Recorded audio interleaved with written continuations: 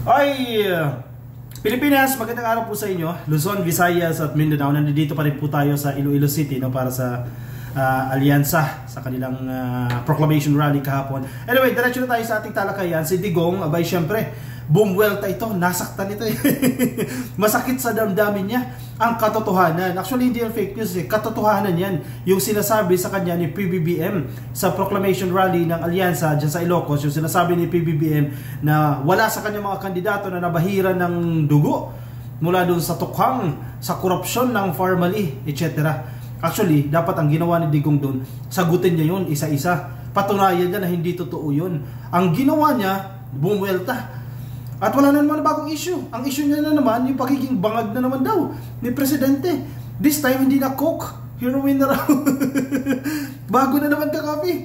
Ang narrative na naman nila, naku po, itong mga pinabili na suka, o nasaktan din sila sa sinabihan na parang pinabili lang ng suka. Sa susunod na videos, talakayin natin yan.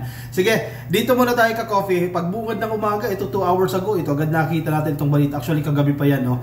Di lang natin na-content yan. Anyway, basahin natin, no? Pakinggan din natin itong mga pinagsasabi ni Digong dito sa report na ito ng News 5, and then we'll give reactions after this. Mga maanghang na birada ang proclamation rally ng PDP laban sa San Juan. Si dating Pangulong Duterte bumanat na puro pangako lamang daw si Pangulong Bongbong Marcos at gumagamit umano ng droga. Nasa frontline ng balitang yan, Ria Fernandez. Wow, puro pangako ha?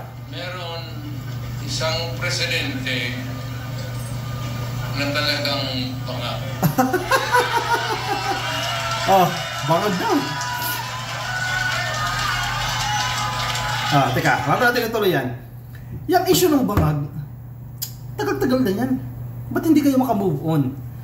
Bakit yan ang lagi ninyong narrative? Kasi mismong si Digong na yung nagsasabi na wala siyang nakikitang masama ang ginawa si Pangulong Bongbong Marcos. Eh yun naman pala eh. Bakit ngayon? Para lang makabuelta siya dahil nasaktan siya sa katotohanan, balik na naman siya dyan sa narrative na bangag. Ito sabi niya, puro pangako daw. Sir, di ba ikaw din ay nangako sa droga? 6 months lang? Anyari? Bakit ngayon nandiyadyaan pa rin yan? Kung naging effective yan tukhang ninyo, sana tapos na yan. Eh, mismong sa administrasyon ninyo eh. 6 years eh. Ang pangako mo, 6 months eh. 6 years siya nakalipas, di mo naman natapos yan. Eh di puro pangako ka lang din. At lahat ng politiko, hindi lahat ng pangako natutupad. Kailan ka nakakita ng politiko na lahat ng pangako natupad? Sa realidad, hindi nangyayari yan. At patunay dyan, exhibit number 1 dyan, si Digong. Hindi nangyari yan na natupad yung kanyang mga pangako. Kung si PBBM, sige, nilalaban ninyo yung presyo ng bigas, na kung ikukumpara mo nga naman sa lahat ng mga bansa sa Southeast Asia at ilang bansa, di hamak na mas mura naman yung presyo ng bigas natin. Hindi ba pwedeng, 20 na lang yung presyo ng bigas? Paano mo pipipilit kung hindi nga kaya? At sino ba nagsabi kasi na 20 lang ang presyo ng bigas? Eh mga interpretasyon nyo lang din yan eh. Mas malala pa nga yan sa interpretasyon eh, na ginagawa ninyo doon sa mga speeches. Anyway, sige, balik tayo dito ka-coffee sa balita na ito ng News 5.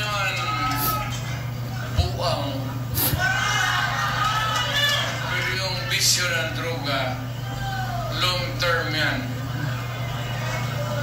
Maging si Marcos. Binanatan at muling tinawag na bangag ni former President Rodrigo Duterte si Pangulong Bongbong Marcos. Sinabi niya yan ng pangunahan niyang proclamation rally ng PDP ngayong gabi sa Club Filipino sa San Juan. Maybe constant use of heroin. Kaabot pa siguro siya ng 80. Pero pagdating sa panahon na yan, hindi na siya gumagalaw. Tinan mo ito ha. First line niya, maybe. Maybe. Ano ibig sabihin ng maybe? Hindi ka sigurado. Doktor ba si Digong? Ito na. Ganito na lang yan ha. Dahil constant use ka ng hero Kemerut. Sige, hanggang 80 ka na lang. Doktor ba siya? Para paniwalaan siya. May experience ba siya? Siya ba yung eksperto para magsabi ng ganyan? And sa simula pa lang ng statement niya, sinasabi niya maybe. Hindi siya sigurado. Talaga si Digong ako. Kung pansinin niyo yung speech ka-coffee, minsan hindi ka rin maiinis eh. Ako at some point hindi ako naiinis doon sa mga speeches eh. Kasi ang ginagawa ni Digong, feeling ko lang naman ito, maybe din, parang tulad din nasabi ni Digong, ini-entertain niya lang yung audience. Kasi malungkot sila eh. Tinan mo yung pumunta, mga ilan lang yung pumunta. 500, wala pang atang 500 dyan. Karamihan dyan, mga supporters pa ng mga politiko, mga hakot din yan. Oh, kailangan ni Digong entertainin kasi wala, bagsak talaga. Kung hindi nga i-cover ng media, wala talaga, nilalangaw talaga itong event ng PDP Laban. Hindi sila relevant eh. O kaya si Digong, itong kampo ng PDP Laban man yan o kung ano man yung partido nila maisog, gagawin nila, hatakin nila si Digong kasi kinakailangan nila, may pangano sila eh. Kumbaga yun ang entertainer nila eh, si Digong eh. Kahit si Digong hirap na lumakad, lulundo na yan, kinakailangan nandiyan siya sa event kasi siya yung panghatak. Ini-entertain na lang ni Digong, kaya kahit anong mga kasinungalingan, kahit anong mga kalokohan sasabihin, tama ba naman? Ikaw dating presidente, kinakabahan sila dahil yung kanilang mga panlaban mukhang hindi lulusot. Ang sabi ba naman, pagtsutugiin na lang yung mga senador para magkaroon ng spot ang kanyang mga kandidato.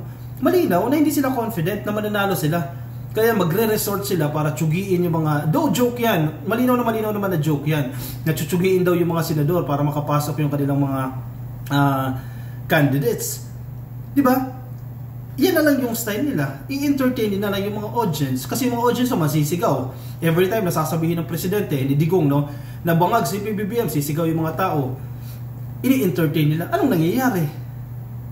Effective ba yung ganyang strategy? Definitely hindi ineffective. Kaya nga hindi sila lumulusot sa survey. Mga ilan, si Bato lumulusot minsan, number 13. Si Bongo medyo mas mataas. Hindi effective yung ganyang strategy. O yung mga pinabili lang na suka, nasasaktan. Kasi totoo naman. Mamaya pag-usapan natin yan. Ako, daming mga kalokohan itong grupo na ito. Hindi nagkatindig lang yan sa kwarto niya. May patutsyada rin si Digong sa anyay mabagal na aksyon ng Administrasyong Marcos sa mga mahal na bilihin. Pag nasa gobyerno ka, ikaw yung nagdadala, you cannot give promises. Panay na lang ang pangako mo.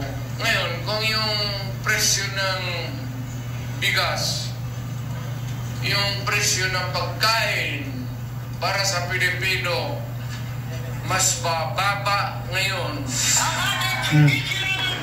Sige, diyan muna tayo. Dito tayo sa presyo ng bigas. Kasi ang kapal na mukha ni Digong dito eh. Nasa Inquirer yan. Sabi niya, ex-President Duterte hits back. Marcos government fell short of expectation. Sa madaling sabi, hindi daw po nagagampanan ng presidente ni PBBM yung kanyang mga pinangako. Wow! Ito. It can be remembered that President Ferdinand Marcos Jr. previously took a swipe at Duterte, claiming that his senatorial slate had no bets tainted by the Duterte administration's bloody war on drugs or the Philippine offshore gaming operators. Nasaktan sila diyan sa Tukhang at sa Pogo. Totoo naman talaga, binugaw yung Pilipinas para maging sugalan ng panahon ni Digong, di ba? Andi dito na yung mga Chinese, nagtayo ng mga sugalan. Sige, offshore yan, sa ibang bansa ginagawa yung mga transactions. Pero ang dami mga abuses na naganap dito sa Pilipinas. Nasaktan si Digong diyan. So hindi niya sinagot yan.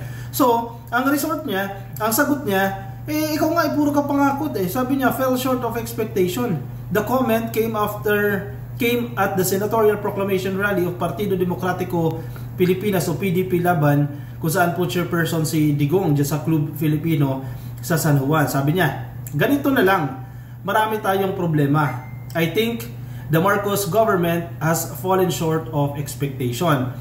Tingnan mo ang Pilipino, huwag ka magturo dyan sa kalaban mo kasi hindi na ako kandidato. Sige. Si Digong unang-una, dapat din na siya nangingialam. Hayaan niya si PBBM na mamuno. Anong ginawa niya? Nang gulo, di ba? Kung ikukumpara natin yan nung panahon ni Pinoy, hinanggulo ba si Pinoy sa kanya? Hinayaan siya ni Pinoy. O sige, anong style ni Digong? Sige, ganito yung gusto niyang gawin. O Tukhang, pinakialaman ba siya ni Pinoy? Hindi siya pinakialaman. So nakapag-focus siya dyan sa programa niya. Pero anong ginawa niya? Dito. Nangingialam siya sa administrasyon ni PBBM. Kung paano pinapatakbo ni PBBM, nangingialam siya. Di ba, dapat hindi ka na mangingialam. Hayaan mo yung presidente kung paano siya magpatakbo. Ang problema, ganun ang ginagawa eh. Ito pa. Sabi niya, yung mga pangako daw sa presyo ng bigas, etc., hindi daw natutupad ni PBBM. Puro pangako daw itong gobyerno. Balikan natin yung kanyang pangako nung siya ay nakaupo. Duterte's war on drugs the first 6 months. Ang sinasabi niya dyan, bigyan lang daw siya ng 6 months at matatapos yan. Duterte on 2016 vow to end drug problem in 6 months. Nangako siya na tatapusin niya yung problema sa droga sa loob lang ng 6 na buwan. Anyari? The President Rodrigo Duterte acknowledged it could be hubris that motivated him to promise to end in 3 to 6 months the problem of illegal narcotics in the country. Nangako siya. Nangyari ba? 6 months, ilang taon na ang lumipas? 6 years lang nakalipas, hindi naman nangyari yan. Nag-succeed ba siya dyan? Hindi. Kasi hindi effective. Si Digong, as a whole, kung paano siya magpatakbo. Tapos ngayon, ang kapal na mukha, sasabihin niya, si Marcos, puro pangako. Siya mismo nga nangako siya ng nangako na wala namang nangyari. Bumabalik sa kanya yan. Back to you, sir. Sagutin mo yung mga sinasabi ni PBBM na walang bahid ng dugo mula sa tukhang, na hindi kayo nagkamkam ng pera dahil sa pandemic, sinamantala yung sitwasyon dahil dyan sa Pharmally. Diba? Ano pa? Pogo. Nagpakasasa kayo dyan sa Pogo. Tapos ngayon masasaktan kayo. Totoo naman yung sinabi ng presidente. And una, parang hindi nyo matanggap na binibweltahan kayo ni PBBM. Samantalang kayo tong nauna. May isok rally pa lang, sunod-sunod na kayo. Hala kayo, bira kayo ng bira sa administrasyon. Bira kayo ng bira kay PBBM. Nung si PBBM ay gumanti, at hindi fake news yung ganti niya, factual yung mga sinasabi niya. May mga ebidensya yan. Umiyak kayo ngayon. Tingnan ninyo, magaling kayo mangasar. Kayo nambubuli kayo dyan, pero pag ginantihan kayo, iyak kayo ngayon. Tingnan natin. Ang huhusga dyan ang taong bayan pagdating sa Mayo kung makakuha kayo ng enough votes para maipanalo yung inyong mga kandidato. Nasa sa inyo na yan, ka-coffee. Sige, i-komento ka-coffee ang inyong mga opinion, ang inyong reaksyon. Baka may mga nais po kayo sabihin, lagay dyan sa ating comment section, no? Yung mga nasa Facebook, baka di pa po kayo naka-like and follow, please like and follow. Yung mga nasa YouTube, click lang po na subscribe dyan sa baba. And hit the notification icon para updated rin po kayo sa ating mga bagong upload. Okay, pansamantala muna magpapaalam ka-coffee. Maraming salamat po sa mga sumama. Ingat po kayo, nasaan man po kayong panig ng daigdig. And see you sa ating next video. Paalam po.